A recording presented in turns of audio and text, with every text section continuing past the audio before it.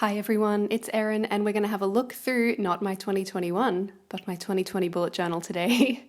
I've blurred out some things for privacy reasons throughout this video, so if you see some strange blurries on the screen, that's why. This is a Leuchtturm 1917 notebook, and if you'd like to see the setup process for any of the months in this video, jump onto my bullet journal playlist, or you can just search Erin Smith bullet journal whatever month it is that you're looking for, and you'll see it there. I went for a Dutch door for my future log setup. You might think it was because I thought it looked cool and fancy, but actually it was because I was too lazy to draw more flowers along the top. Lots of this stuff at the beginning of my journal is just life admin things. I like to keep myself accountable and keep track of stuff, which is why it's all blurred out to you. You don't need to know this stuff. And I really anticipated buying a lot more skincare than I did, which props to me. I think I just ended up not writing them down after a while because I was fully using up everything that I bought and then just buying the right things to replace it. We're going into January now. 2020 was definitely the year of sticking things into my journal because I was lazy, and I've got these plastic tabs along the side, keep me posted on where each month starts, which is really handy. I knew that sticking things into my journal like this, especially quite a bit of this is a thicker cardstock kind of paper, I knew it was going to make my book really fat, but I didn't mind so much. But I think I will be avoiding as much collage, or at least going for thinner papers for 2021 if I'm going to be collaging things into my journal, which I probably will. It's honestly where my head goes when I don't know what to do. I just stick some pretty paper in and it does the heavy lifting for me. I think there's a really cool evolution through here that I noticed as I was filming this, where I definitely fell into a more minimal setup throughout the year. I found that having less on the page just speaks to me more than having a busy setup, and my February is very busy. So looking back at this one, I'm like, wow, that is a lot going on. Have the exact same weekly setup as I did for January. I go back to this layout quite a lot. I find it works for me pretty well. One more time, I should have told you that I loved you. One more time, one more time, one more time. I should have told you that I loved you every night. Oh, that's on my mind. And how sad is this? I was supposed to be going to the US in October. Best laid plans. I had flights booked and everything. Obviously that didn't work out. I was going to be going for a wedding, and it has been moved till October of this year, but we'll have to see how that goes, won't we? I also helped to run a dance group, and quite a few of these blurred out pages here are just business related things for that, and also some business related things for another business that I started this year. Heading into March, once again, she's going for the simple approach. I've got stickers, I've got cardstock paper again, and I've got some stamps going on in this setup as well.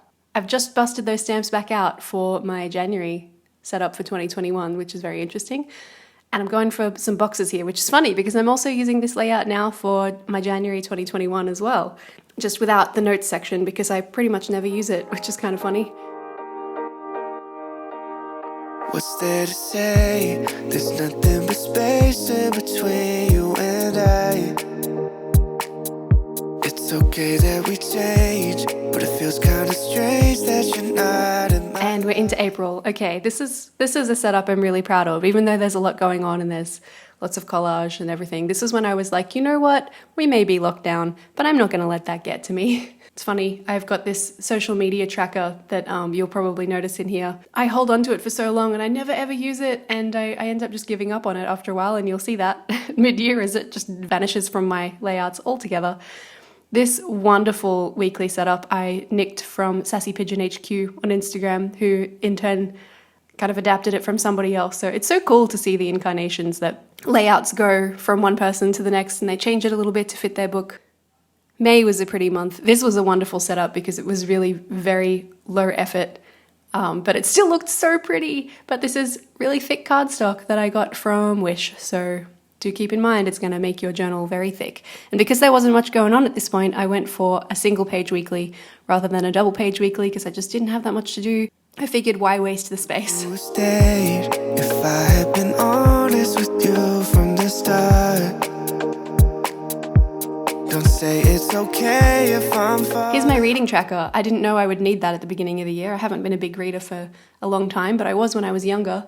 I gave myself 2 pages. I only needed 1. I got up to 33 books, maybe 34, because I read the other Sophie Kinsella, the second Shopaholic book as well. June, okay, you guys really liked this layout, which, you know, so did I, because it kind of changed the way I did things. This is my super minimalist June. Literally one pen, except for the very beginning. I used the Tombow and it bled like crazy. Same weekly layout as before. Again, this is working really well for me, so I kept it up. Okay, notice how much trouble I'm having here opening my next page up for you, because this is where I got in there with my gold leaf. Oh my gosh. This stuff sticks to itself like mad. I even powdered this. I put Laura Mercier translucent on this and it still wants to stick to itself. So in hindsight, maybe don't use a sticky gold leaf type situation in your journal. I wouldn't recommend it. It looks fantastic, but it's starting to pull some of the opposite page off with it as I turn the page. I'm hoping I don't need to refer back to this July very often because it's a nightmare to get in there. So maybe do keep that in mind.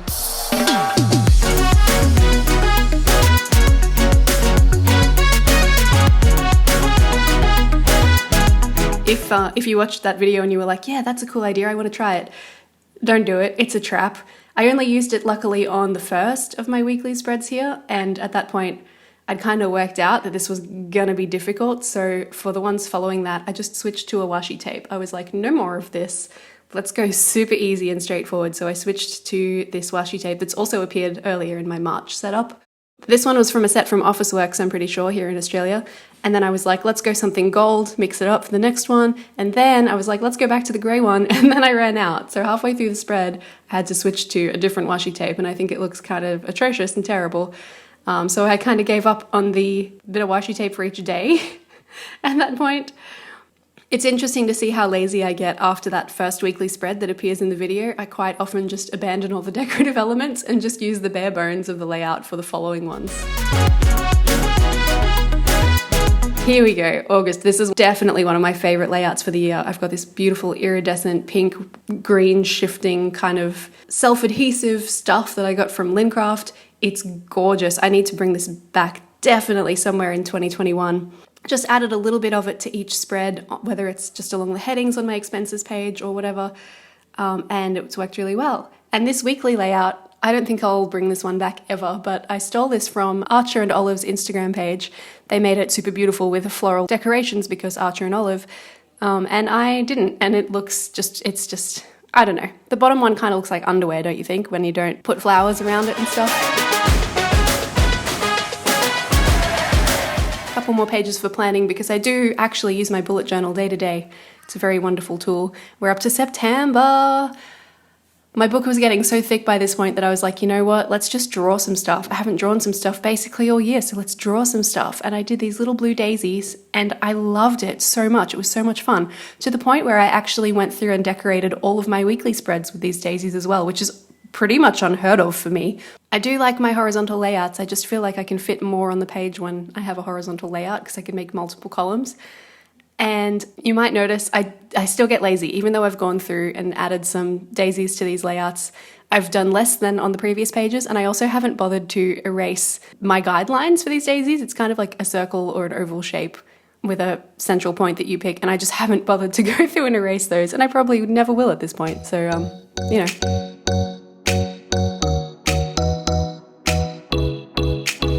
Some notes in here for a camera review video that I was working on at the time. You can watch that if you like. I won't pop a link to that because I don't think there's much crossover between my photography watching YouTube audience and my bullet journal watching YouTube audience. Oh my goodness, we're getting back to sticking things in. October is my birthday month, and so I usually end up doing something really pink for it, even though pink isn't actually currently my favorite color. My favorite color changes, but I don't know, pink just feels appropriate somehow. Maybe because it looks nice overall with my Choose to Do journal cover and everything else. Look, she's going back to the same layouts. I am definitely a creature of habit when it comes to my weeklies, am I not? This paper on the sides here is quite thick as well, except for the one with the flowers on, the origami paper. So it's made the edges of these pages turn really strangely because they're heavier than the inside, so it feels really strange. And it's definitely thickened up the book a lot. You can see it when I turn it on the side, and I'll show you that at the end of the video so you can see how much fatter this book has become, especially if you have the context of the size of a normal Leuchtturm 1917. It's wild.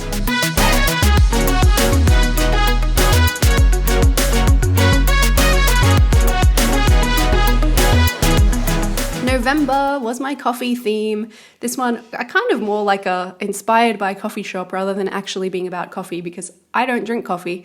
And as you can see, I'm getting real lazy about filling in my habit tracker and fixing up my gratitude log here by this point. Skincare tracker, I stay pretty on point though with. The adorable coffee stickers you see throughout my weeklies here are also from Sassy Pigeon HQ, kind of like my bullet journal online inspiration all around. They are so cute. I love these stickers, and Beck from Sassy Pigeon HQ very kindly sent me these, which is super lovely of her. I loved using them. And check out my vertical layout. I am not usually someone who makes my Saturday, Sunday take up one space because I work on weekends quite a bit, so I want to have as much space for those as I do for everything else, but it worked really well for me throughout November.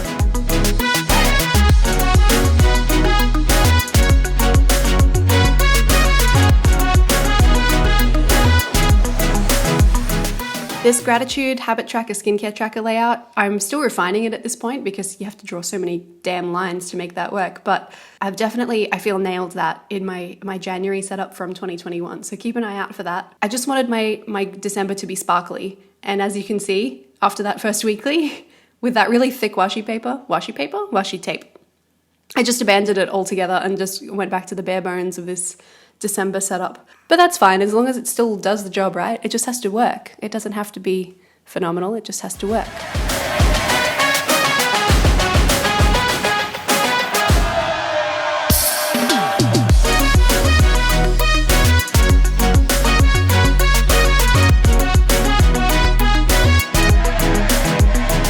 I do still have some pages left over at the end here. I've got a couple more pages of planning things for various dance and life things, and then I've got a bunch of empty pages before we get to my last page, which I always like to make a little swatch sheet.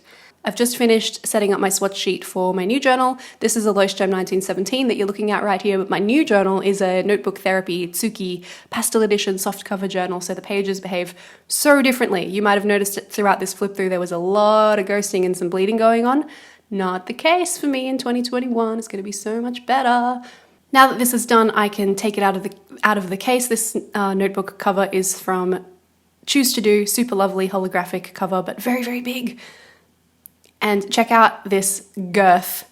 That is a very chubby journal. I had never really gone for sticking things into my book until this year, so there we go. That's how it's looking from the top. This journal was actually gifted to me. This was a PR gift from a Panasonic Lumix camera event that I went to.